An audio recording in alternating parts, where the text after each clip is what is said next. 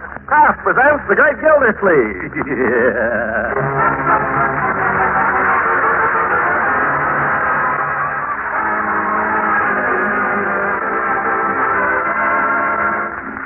Cheese Company, makers of parquet margarine and a complete line of famous quality food products, presents Harold Perry as the Great Gildersleeve. Kraft brings you the Great Gildersleeve each week at this time, written by John Wheaton and Sam Moore, with music by Claude Sweeten.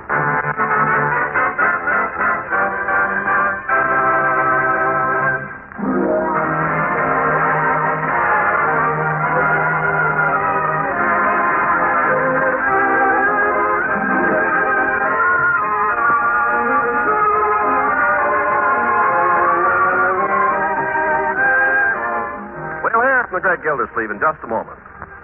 If you can't take all the time you'd like eating breakfast, well, the next best thing is to pack all the good nourishment you can into your first meal of the day. That's why it's so important for you to include a fine energy food like parquet margarine in every breakfast you eat. Parquet helps provide lots of pep and energy for a hard day's work, and it also contains an important vitamin essential to your daily diet. That vitamin is vitamin A. Every pound you buy has 9,000 units of vitamin A. So get off to a bright start each day with the help of delicious, nourishing parquet margarine. That's P-A-R-K-A-Y, parquet. And remember, parquet margarine is made by Kraft.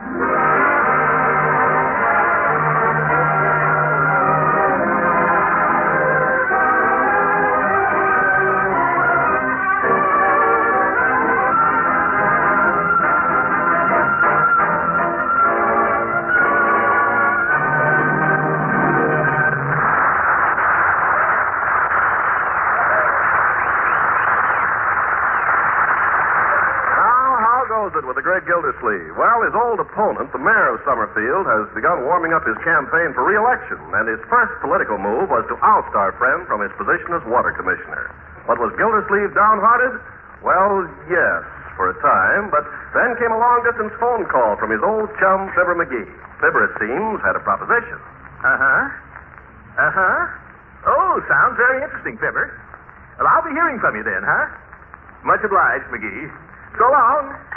What is it, Unc? Mcgee and I are going to make $1 million. Unky, darling, you're not joking. Of course I'm not joking. $1 million is nothing to joke about. $1 million. $1 million? That's more than I'm making a year. Yeah.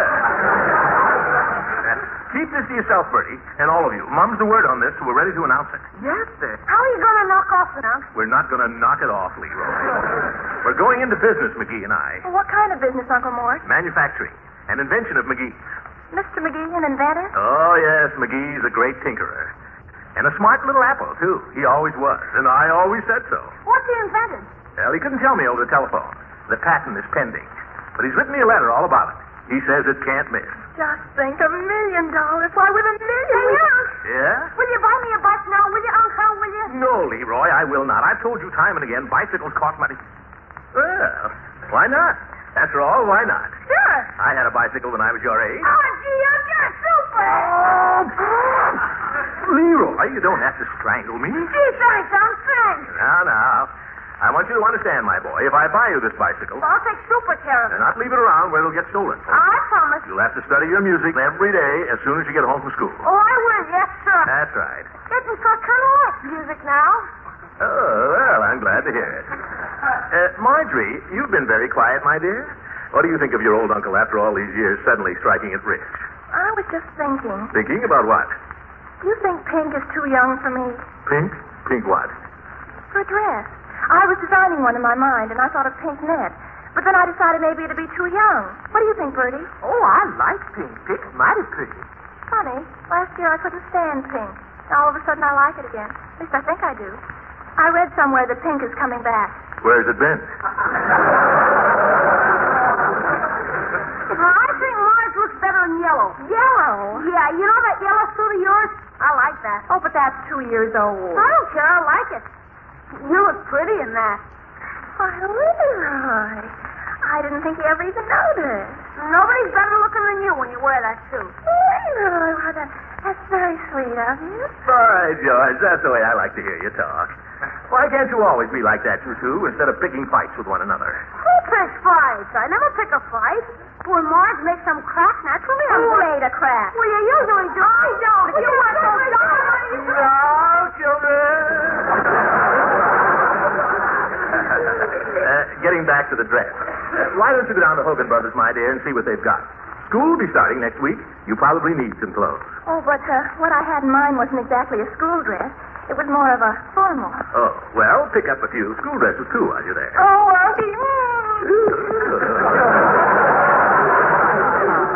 Well, I never got such attention when I was poor. All they love me for is my money. Bertie, you haven't made any requests yet. Isn't there anything you need? Well, yes, it is one thing. I don't like to mention it, but... Name it, Bertie, and it's yours. Hang the expense. Well, if you could fix the cord on that electric iron, you're going to fix the last 2 months. Oh, yes, If you could fix it so it don't spark at me every time I go to touch it. Yes, I'll do better than that, Bertie. I'll get you a new iron. Well, it don't need a new iron, Mr. Gildersleeves. It's just a cord. Now, if you could fix that so Forget the iron, Bertie. I'll tell you what I'll do. I'll get you a new washing machine. The doggonedest washing machine you ever saw. With shock absorbers and a built-in radio. Well, that's fine, Mr. Gildersleeves. What am I going to iron with? There's going to be a lot of changes around here, folks. You know, Marjorie, you were saying the other day we ought to fix this place up a little. Well, I may do that. Yep, may do it. Might even sell this house and buy a newer one, a bigger one. Oh, Uncle darling. Yeah? Well, while we're on the subject, I seem to have spent all my allowance. Yeah? Well, what would you suggest? It looks as if I'd raised your allowance, don't it? Hey, no fair. Yours too, my boy. Oh, that's different. By George, everybody's after my money, and I haven't even made it yet. But I will. You watch. Is Mr. McGee... He will get his fair share, and not a cent more. Who's going to be boss? Well, I'll be president, naturally. Who else? You don't think a little squirt like McGee could be just like him to try, though. Be just like McGee to... Well, by George, we'll settle that right at the start. McGee isn't going to pull anything like that on me. I'll see my lawyer. I'll go see him the first thing in the morning.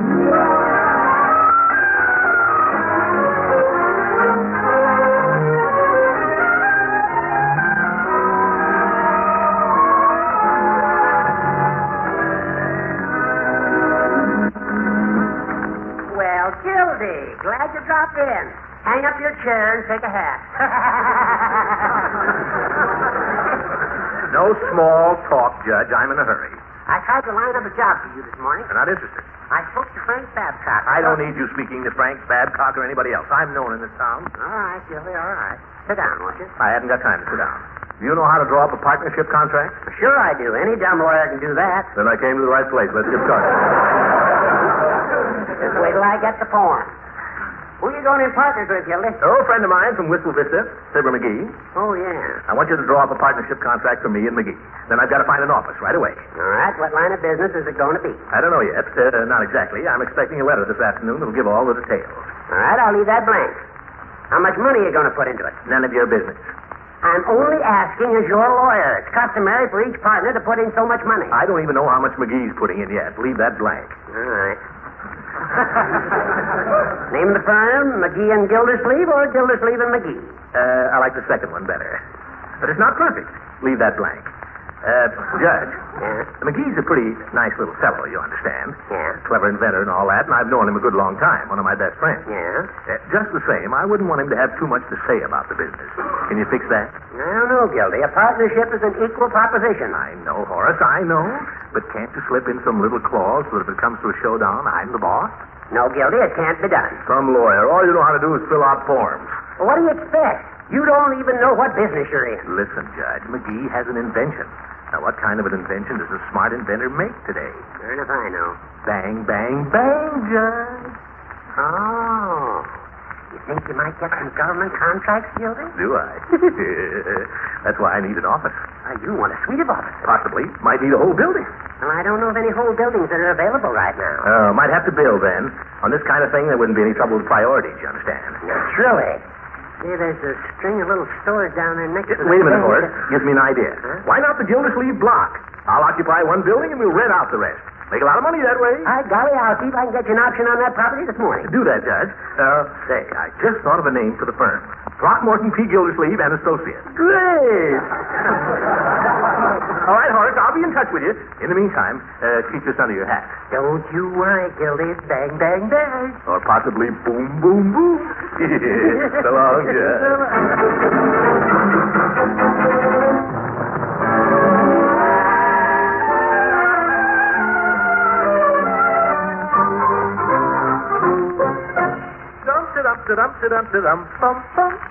Uh-oh, that may be the postman, Bertie. Postman don't ring, Miss Gildersleeves, but I'll go see. Maybe it's a registered letter. After all, it's important. Good afternoon, Daddy. Afternoon, Miss Ransom. Leela, she's heard I'm rich. Come in, Miss Ransom. You'll find Miss Gildersleeves in the parlor. Thank you. Well, good afternoon, Throckmorton. Hello, Leela. I'm not a millionaire yet, you understand. I don't know what you're talking about. Oh, you must have heard. One of the children must have told you. Told me what? Now, don't let this get around, Leela. But I expect to be a big manufacturer pretty soon. My little chum, Fibber McGee, has made an important invention. My, how exciting. What is it? Well, I can't tell you. It's kind of a military secret. But it's going to be very big. Oh, you'll be an important man now, won't you? I guess so. Yes, I presume so. I suppose you'll forget all about the little girl that lives next door. I don't know.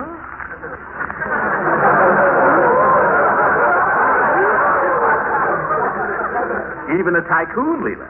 There's a time for work and a time for play. Let's play, Leela. Now, Throckmorton, I'm glad you're there. Oh, I am now. How'd you stop that? Why should I stop it? It's all your fault. I never heard such a thing in my life. What did I do? You left your ears sticking out. Those little pink ears. Oh, now, get away from me, Throckmorton. Stop it, you hear?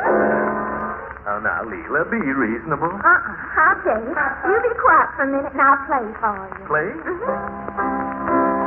Oh, yeah. I know that.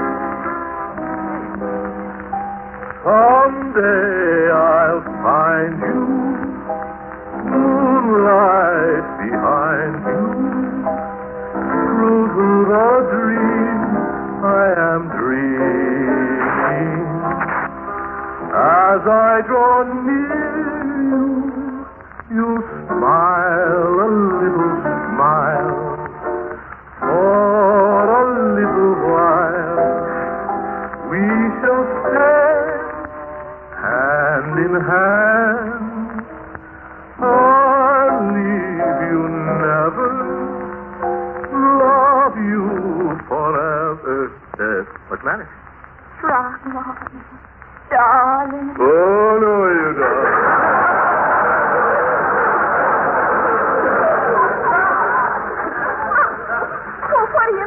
You know what I mean. I have no idea what you're talking about. Well, none of that love stuff. Oh. I mean, we mustn't let this thing get serious. Mercy, who's getting serious? Not me, I assure you. Well, as long as that's understood. You know how it is with us tycoons. When we're working, we work hard. When we play, it's all play. Well, I don't see anything wrong with that. Yes, Leela, you don't understand. All I'm out for, Leela, is a good time. I'm no good. You're a talent. Yeah, I'm a cad. A playboy. Well, nobody loves to play any more than I do. Great. Now, Miss Gildersleeves, here's the mail. Mail? Yes, sir. The postman left it at the back door. Oh, thank you, Bertie. Yes, sir. It's a letter from McGee. Oh. All about the invention. Let's see. Dear Throcky, I sure was glad to hear you say you'd go partners with me on my invention. I believe you'll make a barrel of money out of it, and I'm glad you're in on the ground floor. The invention does not use any scarce materials. It can be made of plastics, which is very important. Also, there's a good chance the government will be interested. After all, the Army and Navy need mouse traps just as much as...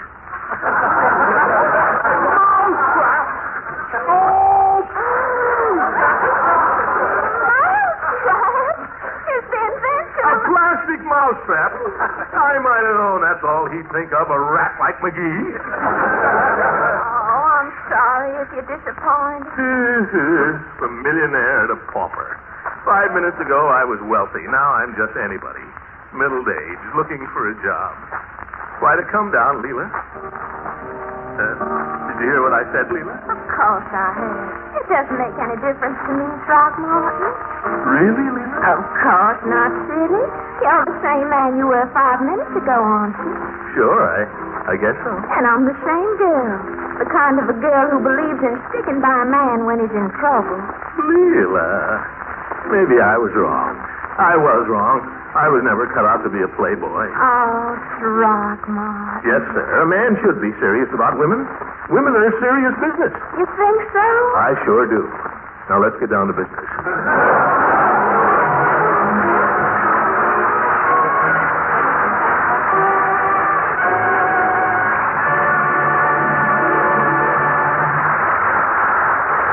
Gildersleeves will be with us again in just a few seconds. These days, we're all left to have our ups and downs trying to balance the family food budget. So it's wise to choose foods high in nutritional value, yet low in cash and ration point cost. Surely one such food is economical parquet margarine, the delicious, nourishing spread for bread that's made by Kraft. High in food energy value, fortified by Kraft so that every pound contains 9,000 units of important vitamin A, parquet margarine is a downright economical aid to good family nutrition. Think of it.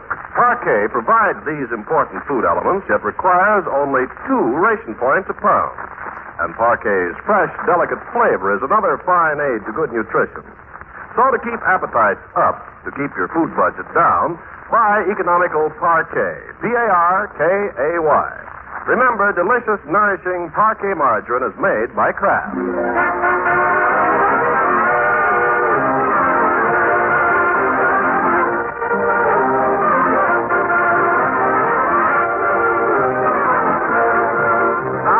Back to poor old Gildersleeves, with the props knocked out from under him by Mcgee's letter, and his castle of dreams tumbled about his ears, he faces at last life's stern reality. In desperation, he swallowed his pride and decided to follow up a lead on a job that Judge Hooker gave him. So we find him now entering Frank Babcock's hardware store. Well, madam, what can I do for you? Excuse me, can you tell me what... Just a minute. I was here ahead of you. I know, I was just asking. Then don't fight yourself in ahead. I wasn't trying to buy anything, lady. I was merely asking the man where I can find the proprietor, Mr. Babcock. Frank? Oh, he's around somewhere. Oh, Frank! Some people have no manners. I guess he's down in the cellar. Come this way, will you? Listen, you were waiting on me. I'll be right back, madam. Keep your bonnet on.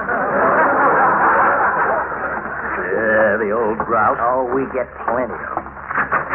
Hey, Frank! Frank, you down there? Yeah. Man up here to see you. Oh, what is it now?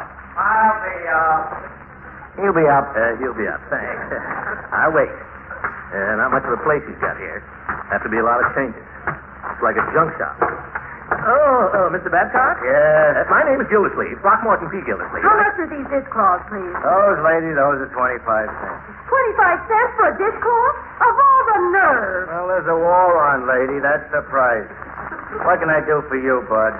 My name is Gildersleeves. I was told... Frank. Yeah? What's the price on these here nails? They're not marked. Oh, make it 10 cents. Now, something you wanted? Well, God, I came over here because Judge Hooker told me that you were Oh, you're the fella. Well, as I told the judge, I did have an opening. Can't get hardware now with the war, so I'm trying to build up the feed and fertilizer in. Fertilizer? Yes. I needed a salesman with a car to go... Salesman? Yes, but I hired a fella yesterday. Of course, maybe he won't work out. You might come back in a week. Yeah, and I might not. Good day, Mr. Babcock. Why don't you clean up your store?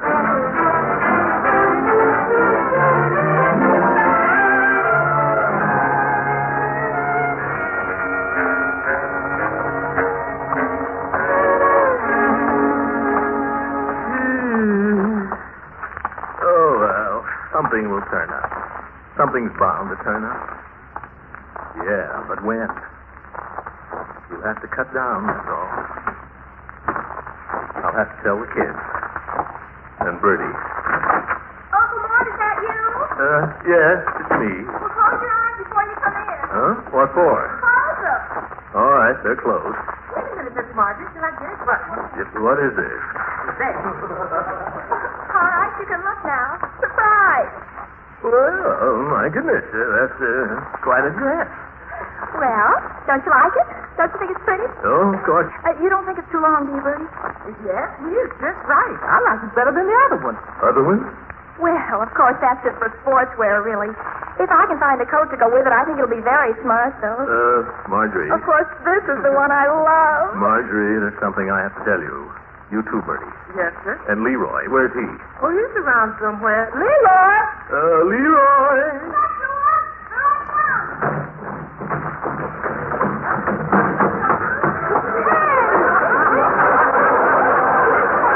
Hey, why didn't you tell me Unc was home? Unc, I found it. It's a pip. Boy, it's super. You found what? Down at Fred's bike shop. This is the one, Unc. It's a Daisy Flyer. Balloon tire, stand, new departure brake, and genuine rubber pedals. Boy, you should see it. You want to come down with me now and see it? How about it? Fred said he'd hold it for me. A bell, too. It's got a bell. Yep. Leroy, will you light for a minute? I want to talk to you. Okay, shoot. But after we'll go down and see it, huh? I'm afraid not, my boy. What? I hate to disappoint you, Leroy. You too, my dear, but the fact is, I guess I was a little over-enthusiastic about Mr. Mcgee's invention. You mean we're not going to make $1 million? I'm afraid not, my boy. Well, don't you care, Uncle Mort. We don't need $1 million. Yeah, what's the difference? As long as we're rich. But we're not going to be rich. Oh, actually, we're not rich. Who is? You know, the good thing about this bicycle, it's got to stand like a motorcycle. Leroy, I don't think you understand, my boy. This means no bicycle. No bicycle? I'm afraid not. We're going to have to cut down all around. Now, I'm giving up cigars. Mr. Gildersleeves? Yes, Bertie. I suppose this means I ain't never going to get that iron cord fixed. Bertie, I'll fix that iron cord this very evening, if not tomorrow morning. Now, my dear, that's a very pretty dress. And I'll send it back, Uncle Mort. I'll send both of them back. Well, now, I don't need any dresses. I've got plenty of dresses. I just bought them, that's all. I could choke that Mcgee. I'll wrap that up for you, Miss Marjorie. It's all right, Bert. I can do it. So right about the bike. I don't need a bike. I can walk to school. Well, it's very manly of you, my boy. I'm not like some kids, scared to walk to school. I like to walk, doggone it. Need any help there, boy? Oh, I can't stand this. I think I'll go for a little walk. Be right back, folks. Where you going, huh? Oh, just down the corner for a cigar. I thought you were giving us cigars. Well, a very cheap cigar.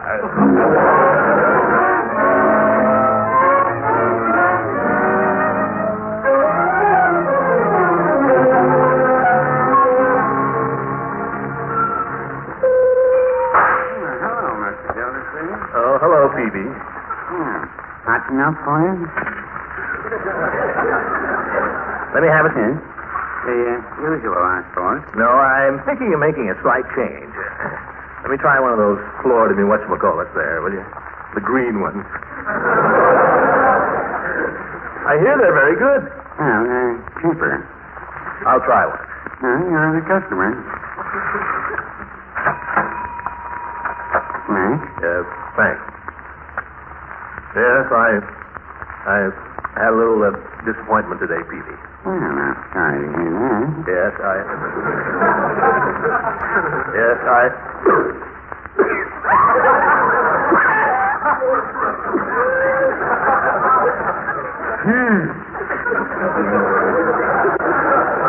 You say you had a disappointment, Mr. Gildersleeves? Yeah, and the cigar is another one. But I suppose I'll have to get used to them.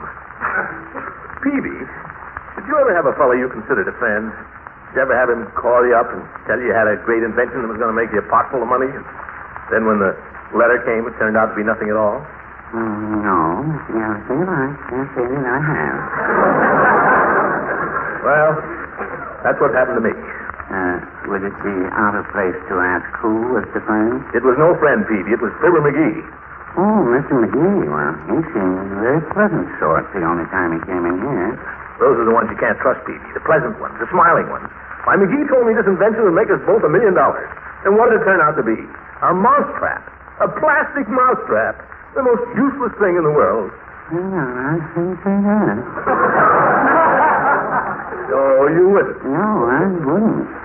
You may not be aware of it, Mr. Gildersleeves, but this country has quite a mouse problem today. Of course, they're keeping it quiet till after the election.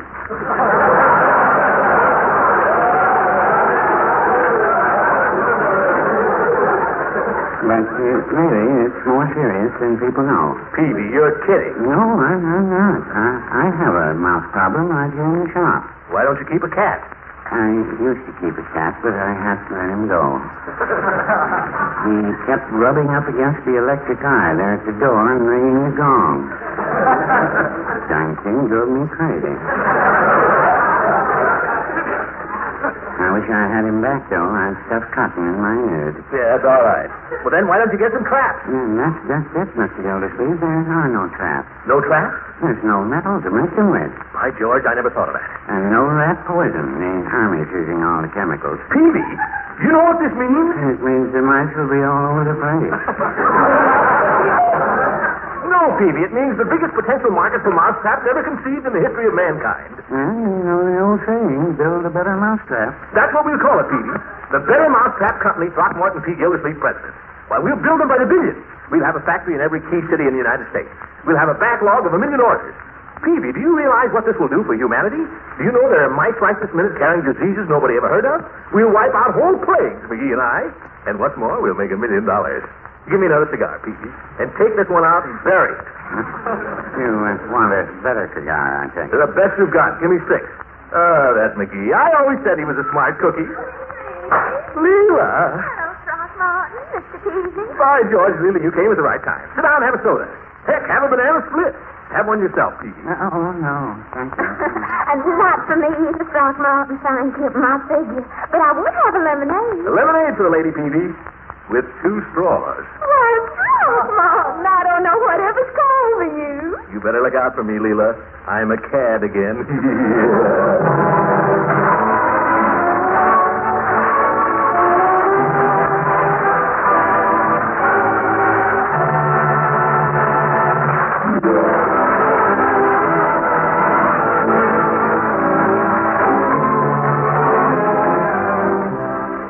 Ladies and gentlemen, don't let all the loose talk you've heard here tonight fool you. The world of the plastic mousetrap and the deep freeze and the electronic cooker may be just around the corner, but it's not here yet. We still have a war on our hands, and one of our greatest dangers is still inflation. It will continue to be a danger until our industries are back on full-time production of all the new things we'd like to buy. And that won't be until after Nimitz and MacArthur have taken Tokyo. Now, you've got to look at it this way. If the cost of living is allowed to go up, the people who will be the hardest hit will be the wives and the families of the men in service, who are living on fixed allotments and not very large ones. So let's not ask for higher wages or raise the prices of the things we have to sell till the war is won and things are back to normal. Victory is coming, but it's not here yet. If we break ranks now, we can still lose this war at home just as surely as if our men deserted at the front. They won't. Will we? Good night, ladies and gentlemen.